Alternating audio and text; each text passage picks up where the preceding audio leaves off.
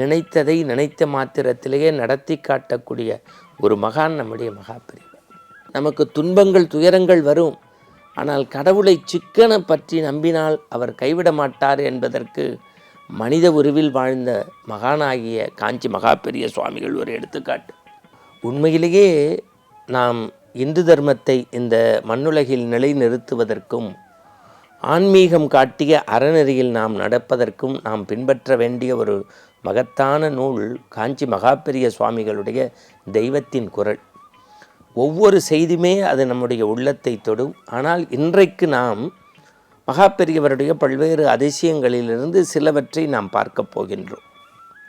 என் நினைவு சரியாக இருக்குமே என்று சொன்னால் 1981 மகாபெரிய சுவாமிகள் நம் நெஞ்சமெல்லாம் நிறைந்திருக்கக்கூடிய பண்டரிபுரத்தில் முகாமிட்டிருக்கிறார்.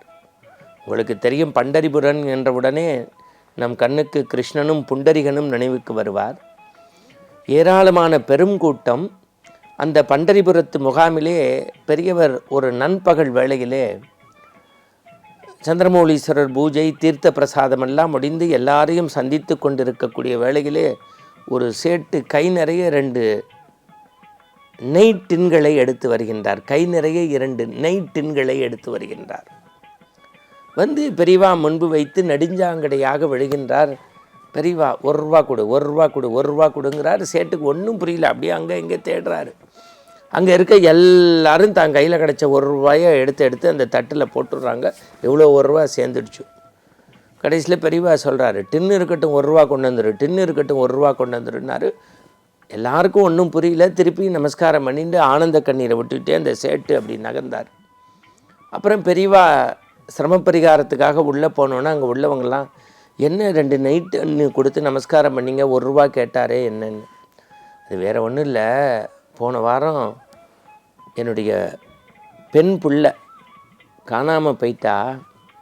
ரொம்ப துடிச்சு அழுது எல்லாம் பண்ணேன். இரவு நான் தூங்கும்போது பெரியவா கனவுல சொன்னால், நாளைக்கு காலையில் உன் பொண்ணு வீடு வந்து சேருவா, கவலைப்படாத, எந்த சிரமமும் அவளுக்கு இல்லை. ஆனால் ஒன்று, அவள் கிடச்சதுக்கப்புறம் 1 ரூபாய்க்கு ஒரு நெய் தீபம் போட்டுரு, 1 ரூபாய்க்கு ஒரு நெய் தீபம் கோவிலுக்கு போட்டுருன்னார். நான் டின்னாக கொடுத்தா கூட அவர் கேட்ட 1 ரூபா எங்கேங்கிறதுக்காகத்தான் கேட்டார்னார். எல்லார் கண்லேயும் ஆனந்த கண்ணீர். இப்படி நினைத்ததை நினைத்த மாத்திரத்திலேயே நடத்தி காட்டக்கூடிய ஒரு மகான் நம்முடைய மகாபெரிவா. அவர் பாதார விந்தங்களில் நடந்தே முகாம்களுக்கு சென்று பல்வேறு அதிசய அற்புதங்களை செய்தவர். 1959 60களில் சென்னையில் இருக்கக்கூடிய நசரத் பேட்டை அப்படிங்கிற இடம், அதுக்கு அப்போ அப்படி தான் உச்சரிப்பாங்க, நசரத் பேட்டை.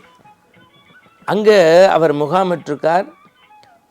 பெரியவா முகாம்னாலே சந்திரமௌலீஸ்வரர் பூஜைக்கு சில பேர் நீர் கொண்டு வந்து கொடுப்பாங்க, பூ கொண்டு வந்து கொடுப்பாங்க, பூஜை பொருட்கள் வாங்கிட்டு வருவாங்க. மறந்துடக்கூடாது, ஒருத்தர் சந்தனம் அரைச்சி கொடுப்பார். நம்ம பெரிய புராணத்தில் மூர்த்தி நாயனார் கதை பார்த்தோமே, அந்த மாதிரி சந்தனம் அரைச்சி கொடுப்பார். அந்த அற்புதமான மனிதர் பேர் ராமமூர்த்தி மாமா அப்படின்னு பேர். முகாம் வந்து 4 நாள் ஆகியும் அவரை காணும்.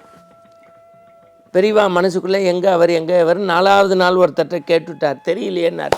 5வது நாள் பார்த்தா பூஜை நேரத்தில் அவர் வந்துட்டார்.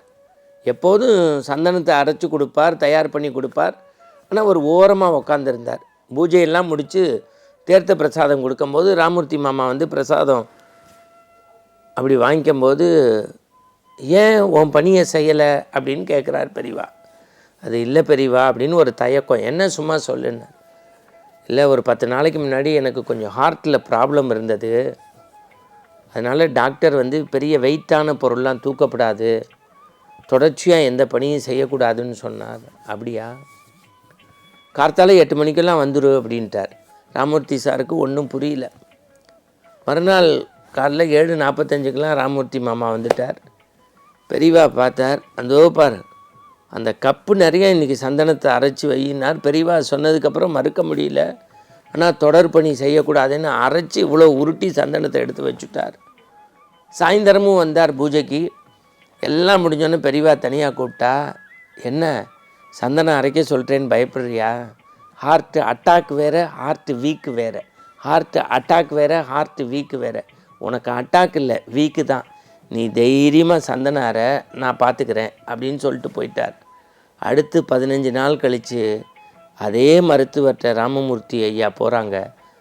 எப்படிங்க உங்களுக்கு அந்த ஹார்ட்டுக்குள்ளே இருக்க சின்ன சின்ன ப்ராப்ளம் சரியாயிடுதேங்கிறார். அதாவது நமக்கு துன்பங்கள் துயரங்கள் வரும், ஆனால் கடவுளை சிக்கன பற்றி நம்பினால் அவர் கைவிட மாட்டார் என்பதற்கு மனித உருவில் வாழ்ந்த மகானாகிய காஞ்சி மகா பெரிய சுவாமிகள் ஒரு எடுத்துக்காட்டு. இதை விட ஒரு பெரிய நிகழ்வு சொல்கிறேன். உபன்யாசகர் முக்கூர் சீனிவாஸ் உங்களுக்கு தெரியும். எப்போ தன்னுடைய உபன்யாசத்திலையும் பெரியவாளுடைய பெருமை பெரியவாளுடைய சிறப்பை சொல்லிவிட்டு உபன்யாசம் தொடங்குவார். அல்லது எந்த தலைப்பு பேசினாலும் உபன்யாசத்துக்கு இடையில் பெரியவாளுடைய சிறப்பை முக்கூர் வலியுறுத்தாமல் இருக்க மாட்டார். அப்படி அவருடைய உபன்யாசத்தை கேட்க வந்த வடநாட்டு மனிதர் ஒருவர், ஒரு பெரிய பணக்காரர், முக்கூர்கிட்ட ரொம்ப வணங்கி வேண்டி உபன்யாச நிறைவில் கேட்டுக்கிட்டார். நீங்கள் சொன்ன காஞ்சி பெரியவாளை நம்ம போய் பார்க்கலாமான்னார். முக்கூர் ஆகட்டும் பார்க்கலான்னு சொல்லி ஏற்பாடு பண்ணி ஒரு 2-3 தடவை போயும் பெரியவாளை பார்க்க முடியல. ரொம்ப வருத்தத்தோடு இருந்தார். அப்புறம் 4வது முறை பெரியவாளை பார்க்கக்கூடிய சந்தர்ப்பம் கிடைச்சது. அப்போ நெடுஞ்சாங்கடியாக நமஸ்காரம் பண்ணிவிட்டு முக்கூர் சொன்னார், பெரியவா ஒரு உபன்யாசம்லாம் கேட்க வருவார் சேட்ஜி, உங்கள் பெருமையெல்லாம் கேட்டுட்டு உங்களை பார்க்கணுங்கிறார். அவர் ஏதோ உங்கள்கிட்ட பர்சனலாக பேசணுமான்னு சொல்லிவிட்டு அப்படி வெளியில் போனார். முக்கூர் பரவாயில்ல நீனு உக்காரு அப்படின்னார். என்ன அப்படின்னோடனே சேட்டு சொன்னார், எனக்கு தீராத தோல் வியாதி இருக்குது அப்படின்னார். நான் பார்க்காத மருத்துவம் இல்லை அப்படின்னார். பெரியவா சிரிச்சுட்டே, அப்படியா, எனக்கு ஒரு உபகாரம் செய்ய அப்படின்னார். இந்த 18 புராணங்கள் இருக்குது பாரு, அதையெல்லாம் புதுப்பிச்சு நல்ல பிரிண்ட்டு போட்டு படித்த பண்டிதர்கள் கணபாடிகளுக்கெல்லாம் கொடு அப்படின்னார். உத்தரவு பெரியவான்னார். நீங்கள் நம்ப மாட்டேன், ஒரு 2000 காப்பி 18 புராணங்களையும் அடித்து எல்லா பண்டிதர்களுக்கும் கொடுக்குறார். அடுத்த 2 மாதத்தில் இந்த காய்ந்த இலை சருகு மரத்துலேருந்து அப்படி கீழே விடுகிற மாதிரி அவருடைய தோல் நோய் எல்லாம் குணமாகி அவர் புதிய மனிதனாக உருவெடுக்கிறார். மீண்டும் பெரியவாளை பார்த்து சாஷ்டாங்க நமஸ்காரம் பண்ணி கண்ணீர் வடிக்கிறார். நம்ம வடக்கு கிழக்கு மேற்கு தெற்குன்னு அவர் பயணம் பண்ணார். வெறும் தேசாந்திரியா காசிக்கு போனார், கன்னியாகுமரிக்கு போனார், ராமேஸ்வரத்துக்கு போனார்னு நினைக்கிறோம். ஒவ்வொரு பயணத்திலும் ஒவ்வொரு முகாமிலும் அவர் செய்த அதிசய அற்புதங்களை எண்ணி பார்க்கின்ற போது உள்ளம் அப்படியே ஆனந்தத்தில் பெருக்கெடுக்கிறது. காரணம், கடவுளை நம்பினார் கைவிடப்படார், நம்பினார் கெடுவதில்லை, இது 4 மறை தீர்ப்பு என்று நாம் செவிவழி செய்தியாக கேட்டிருக்கிறோம். ஆனால் பெரியவரை பார்த்தவர்கள் அனுபவித்தவர்கள் சொல்வது பெரியவாதான். மீண்டும் நாளை சந்திப்போம். வணக்கம்.